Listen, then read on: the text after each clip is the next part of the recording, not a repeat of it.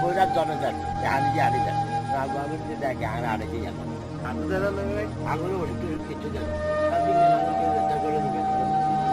এই ভিতরে কেউ আসে না, এর ভিতরে কেউ আসে না।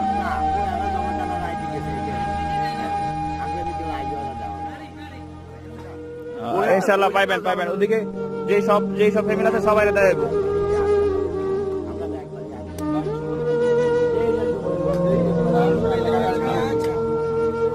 আপনার বাসায়